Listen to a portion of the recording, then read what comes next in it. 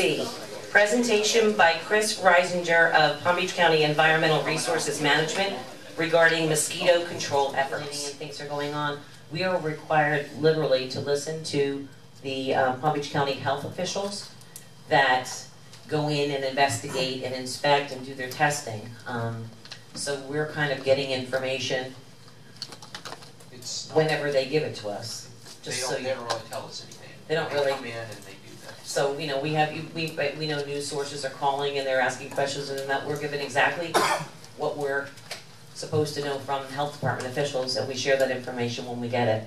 So I just want to let you know that.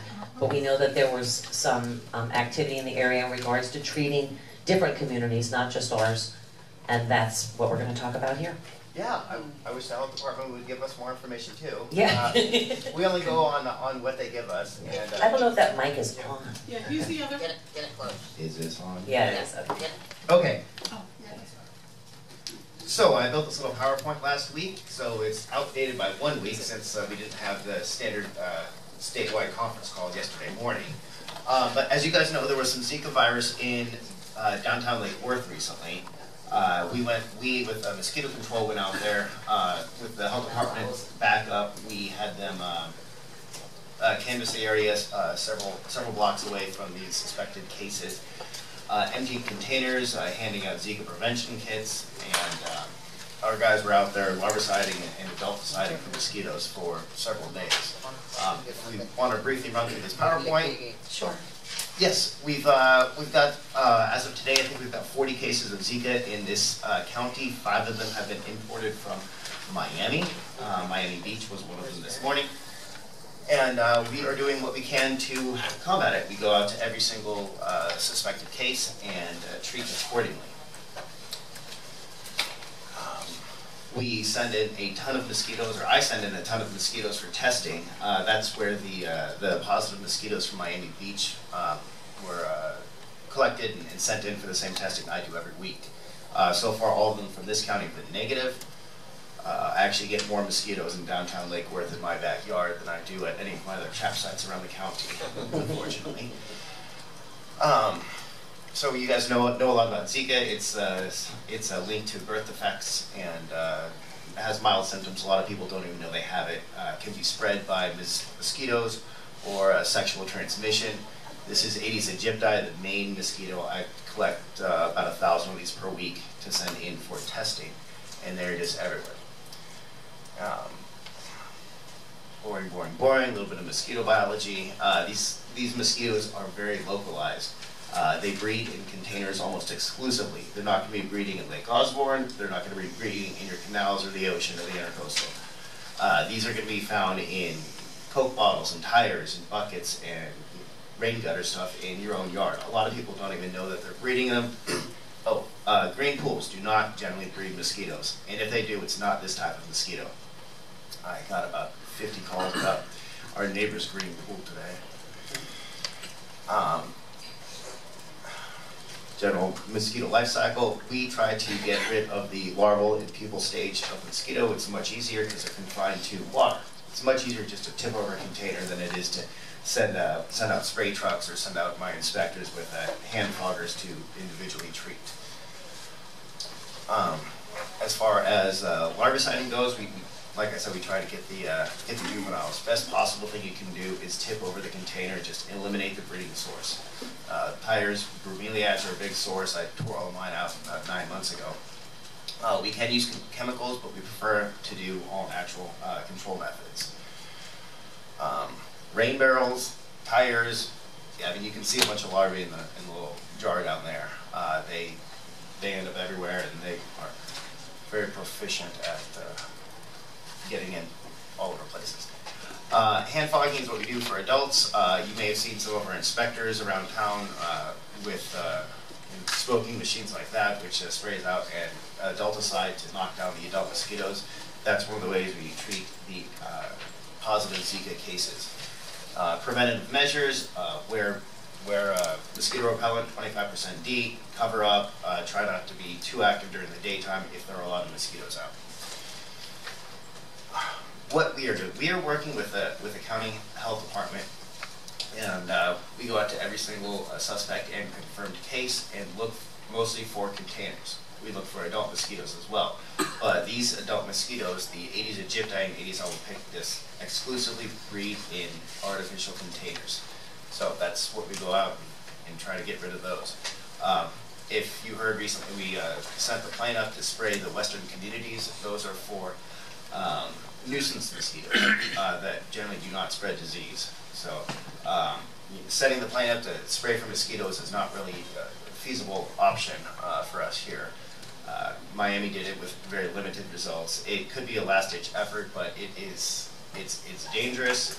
If you have to spray for these during the daytime, they're daytime active mosquitoes. That's another reason why bats don't work, as they are nighttime flyers. I've heard a lot of controversy about that recently. I've tried to set people straight. These are little traps I've got set up all over the county, and since I've got a lot of friends in downtown Lake Worth, since I live here, we are getting more than our fair share of testing. Like I said, nothing's been positive so far. If anybody, well, if there is potentially a local case here, which the one in downtown Lake Worth is, that's still open for investigation. The health department has not closed their investigation on it, but it's looking like it may have been local. We went out there, mosquito control, we've been out there 5 different times, larviciding and deltaciding, each time expanding our concentric search radius and educating the residents and dumping containers and deltaciding if we find any adults. The health department has been with us the whole time doing that. They've been doing a lot of the groundwork as we've been training their employees for the last couple of months to employ them if there is a local transmission. Like I said, still don't know if it's confirmed local or not, but we'll find out. And if we do, you guys will definitely know. We've got 4 teams of inspectors. They're the ones that go out. Routine mosquito control is mostly nuisance abatement, and then occasionally punctuated with really exciting times of disease in the county. So that's what we're in the middle of now, and we're doing everything we can to stay on top of it. And that's that. Questions? Yes. One question. Fish ponds. I get questions about that. If they have ponds with fish in them. I know that we have a little pond on our property, and the fish eat the larvae. So fish will absolutely eat the larvae. That's one of our favorite biological controls. We'll send our guys out with a bucket and a net to the canals to scoop up the ambusia, which common name is mosquito fish. And we'll put those in people's ponds, big bird baths or fountains or anything that might lack fish. Okay. And then the other question, I wanted to ask my fellow commissioners, just during this presentation, if I could. I know I have, and I'm sure you all have received emails from 2 situations involving pools. I know you mentioned that they don't normally tend to. Yes, they're definitely not going to be breeding the Aedes aegypti or Aedes albopictus. They may breed a Culex quickofasciatus, which is not a disease-spreading mosquito. Okay, I just wanted to make sure, because I know that the 2 situations that were reported to me have been remedied. One, in the case, it was Crestwood Boulevard. Crestwood Boulevard. The one that Channel 12 was hounding us about. Yeah. The fact there's mosquitoes. And that pool has been drained. And then number 2, there was one up in College Park that was also, that pool was shocked. Okay. So I don't know if you've gotten. Throw some fish in it. Right, that's what we do pretty often. We'll throw fish in there just to appease the residents, even if nothing's breeding. But usually a delinquent pool is more of a sign of just junk in the yard. If we find a pool that somebody's not taking care of, chances are they've got trash and junk around that are breeding mosquitoes. I just didn't know if we as a city, because of this situation and the investigation of Zika, do we need to have, I know that we don't on our books, maybe Glenn, this is a question for you, have a code ordinance that we can go in and go onto these properties. We have to go through a special magistrate normally to deal with any of these properties. Is there something that we can do if it's a health danger that we could handle a situation like this or treat a pool or a this or a that? With the county, we can work with the health department and eventually gain access to the property, but that's a long and drawn out. Well, that it is for us too through our current, but I know that we have the chapter. I'd recommend the health department too. That's probably, even though it's long and drawn, it's probably quicker than our process. Well, I mean, but if you're if you've got residents, say you have a standing water situation and the home there's nobody living there or whatever the situation may be, and you have pregnant women that happen to live right, you know, next door, down the street, whatever, there's nothing that we can't go in and shock the pool, or we can't go in and... We could go in after you're given that resident notice, so it'd be a typical expedited code enforcement case. So you put a notice up, have a hearing right away, and ask the magistrate for permission to basically abate the situation, the health and safety situation, by going in and shocking the pool, and then you would assess that homeowner the cost of that abatement. And you just recently passed an ordinance that allows you to do the special assessment, so you get recouped, you know, a year later for whatever you pay. But that process will be quicker. It's still several weeks, but it's at least you can get that moving along. Well, I saw some correspondence going back and forth between Christie, I think it was, some of the code issues went through there, and the response was there is something instantaneous that we might be able to do. I just want to see if you could further look into the matter and bring it back to us, so that if there's something that's more immediate, we don't want people to be terrified that have to evacuate their homes because of the potential. I mean, and I think everybody should really fear the potential, you know, take the precautions to clean your yards and remove standing water and do all those things anyway for South Florida. But is that amenable to all of you? To come back? Okay. Commissioner McCoy. I was just going to mention that Miami-Dade County did pass a few months ago something of that sort that gave some emergency powers in this situation, because you obviously don't want to wait around multiple weeks. I mean, come on, let's just do what needs to be done. I know working a couple weeks ago with the health department, we had some issues with people not allowing us onto their property, and a lot of people were not home, and so we had to wait for them to come home to give us permission, as we are not allowed to trespass. But what do you do, one more thing, I'm sorry, just while I have it, and then you guys can have the floor. What do you do if somebody, because another thing that I heard too is people didn't want their homes to be treated because of the chemicals involved in the spraying here in this community. There were some people that didn't want the spraying themselves, I mean, and complained about it. What do you... Well, in that instance, I mean, the best possible way to abate breeding mosquitoes is to get rid of containers, no chemicals at all. Some of the other chemicals we use it's a bacteria that's found naturally in the water, or BTI, or surfactant oil. So a lot of them are just fine. They're not big issues. The hand fogging and the aerial spraying are the two that people really don't like. Well, that might be something to communicate in our newsletters that we talk about if spring is going to continue through the rest of the rainy season. Thank you. I'm sorry, Commissioner McCoy, go ahead. I just ask you, for the benefit that anybody might be hearing, or maybe put in our notes too, just the size of amount of water that you can, how small it can be. And because I think that's the key, is, as you mentioned, prevention is way better. These mosquitoes don't fly very far. Right. So if you can nail the sources. I mean, a couple tablespoons of water. Right. That's all it takes. And a soda can in your yard tilted on its side with so we just need to all be extremely vigilant. And I would say don't wait weekly. I'd go around more often, and I'd just check and gutters. Right. A spot gutter can sit in there if there's leaves piled up. Absolutely. That's fun to cause a problem. So, I mean, you get some benefit out of it. You get less mosquitoes. Yes, absolutely. And Zika's not cool if you're pregnant. So, very much true. Yeah. Bromeliads, too. I have a whole bunch of bromeliads. Vice Mayor? Thank you. I spoke to the city manager earlier about this, and my concern, of course, was the pools.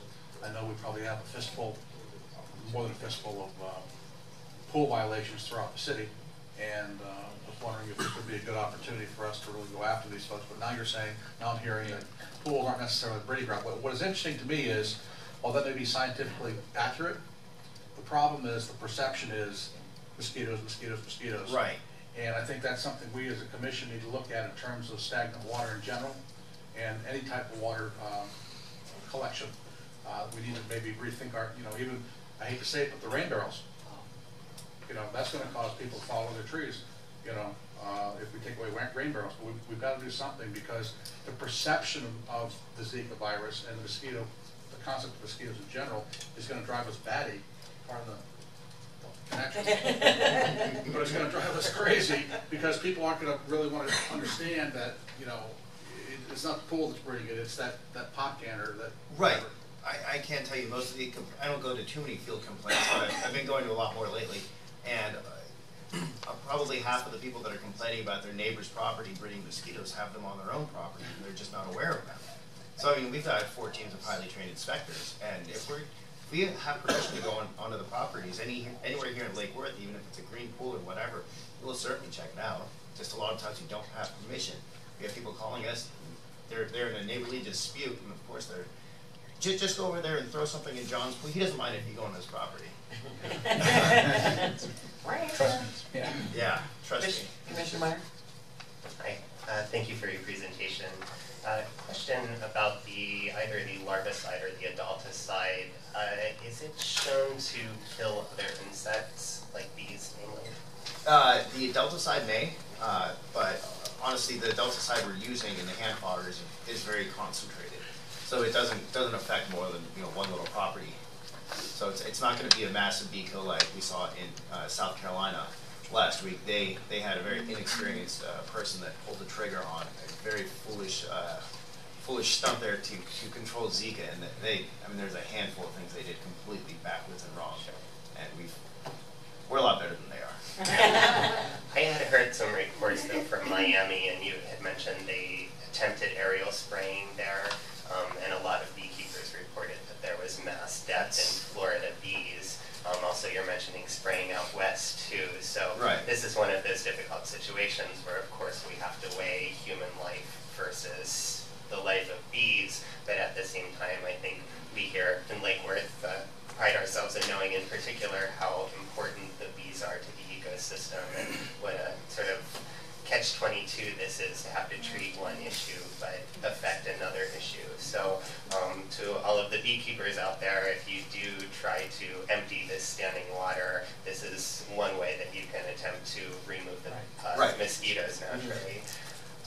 One other question, and just because I get a lot of questions about it, we've all heard of the issues with pregnant women getting the Zika virus and microcephaly. Is there any effect to men or women who are not pregnant, and what could they expect to see? I mean, it's just light symptoms. Most people don't even know they've got it. Red eyes, joint pain, rash, and fever. So it's like a mild flu. In men, it can be transmitted sexually, male to female, and vice versa. It can live in men's bodies for about 6 months, which is a lot longer than in women's bodies. So. Thank you. No problem. I just wanted to thank you for being here. You're here at my request, City Okay. Manager. It makes me a little bit more comfortable that you live in Lake Worth. I think that you're looking out for us a little bit more. Talk a little bit about the spraying that you're doing in the area, because that's one call that I get. We have a lot of backyard bees. Are you doing a lot of spraying? You had said you were out spraying. I haven't personally seen or heard that you were spraying. No, we've hand fogged. We've hand fogged, and I don't think we've even used any chemical larvicide. Well, we've used a little bit of chemical larvicide in some big fountains. I don't know if you know exactly where the affected person was, but I can't tell you unless you already know. Yeah. So we went about 3 blocks away from her house, and we've hand fogged everything there. The mosquitoes they probably won't fly more than about 1.5 blocks from her house. So it's a very concentrated area. And then can you talk a little bit about the science piece of why we would see them in a smaller body of water versus a green pool? That's a big call. Channel 12's been chasing us down, about the green pool. It's just their biology. They evolved to breed in tree holes, where a branch breaks off, it rots out and holds water, where the tree splits. So very small containers like that. So a lot of the buckets and tires and stuff like that out there mimic those. Green pools. These mosquitoes don't really like laying their eggs in areas that are very sunny. They get terribly warm. Which a green pool is usually right out there in the middle of your backyard. It's going to be too warm for them, and it's just too big. A lot of green pools have a lot of carnivorous insects in them. A lot of beetles and tadpoles that will eat the mosquito larvae as well. So it's survival. It's just not a conducive environment for them to breed. I mean, in the last 10 years, my coworkers have seen I think 6 pools that have actually been breeding, and they've all been breeding a Culex species as opposed to Aedes. And do they have a shorter lifespan, longer lifespan? Is there anything different? It's all environmental. I mean, if you know, the environment is conducive to them, you know, breeding and biting and breeding and biting, they can live up to about a month or so. Okay, thank you. Well, we mentioned before when the Vice Mayor mentioned rain barrels. Yeah. I've had rain barrels over the years, and I've always put a screen over the top with a bungee cord or a zip tie around it, just to prevent the mosquitoes from laying their eggs in there. Rain barrels are notorious for breeding mosquitoes. What about if there's constant, like, I have a rain barrel underneath my, where I catch the condensation from my AC unit into a rain barrel and then water with that. The water is consistently coming in and, you know, when it's full on the top. Well, the mosquitoes, they live on the surface of the water, so you're probably draining it from the bottom, and you're not draining it totally dry. You're still going to have mosquitoes. You should definitely cover it with a screen. Okay. Thank you. I was just going to add on the rain barrel. How do you feel about the mosquito dunks, BT? That's BTI. That's totally fine. It's harmless. But does it work? Yes, it definitely works. It's a bacteria that destroys their midgut physically. Yeah. And it works. It works for a limited amount of time. If you get a lot of water coming through your rain barrel, it'll flush it out, you know, in a matter of a week or so. Putting a screen over it will take care of it for the life of the for the life of the screen. Yeah, I screen all of mine. I double screen them, and it seems to work fine. I've had them for a long time. But yeah, we don't want to get rid of rain barrels, but definitely anybody who has rain barrels, as you mentioned, screen them thoroughly. Absolutely. Crisscross screen is better. Window screen works fine. And put the mosquito dunks with Bacillus thuringiensis BT in them, and put them in regularly during the rainy season. You can split them and throw them in. Yeah, every week. BTI or screens or both if you. You can throw soap on it too, on it. but I'm not convinced that it works all that well. I don't really want to water my plants with soap. Yeah, the BT's better. It's not that expensive. Nope. Screening's best. Thank you very Thank you. much. Thank you. All right. Thanks.